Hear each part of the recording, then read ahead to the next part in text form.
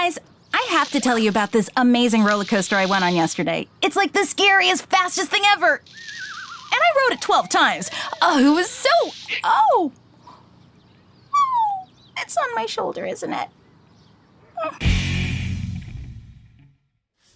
Most people feel shy, nervous, or anxious at some point in their lives when meeting new people, trying out for something new, answering a question in class, or even talking to someone you like.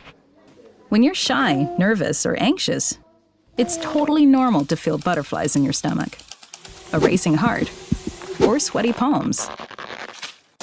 But for some people, this anxiety and stress feels overwhelming and can make these situations feel scary. So scary that this person may feel uncomfortable participating in everyday social situations. It's often called social anxiety or social phobia. People who have social anxiety often still have friends and like to be around other people. But things like large groups or brand new situations can trigger feelings of anxiety that might feel so intense that they are paralyzing. The person might not want to engage in certain activities or experiences as a result. For some people, their feelings and reactions might be much more intense than for others, but it's not their fault.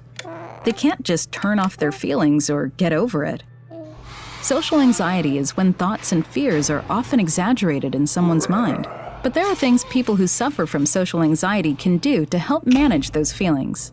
Talking with a trained school counselor, social worker, or psychologist can help a person dealing with social anxiety learn more about what brings on their feelings and how to best manage them so they can enjoy life to the fullest. Till next time, don't forget to visit me at amaze.org or go to my YouTube channel to watch more. Bye!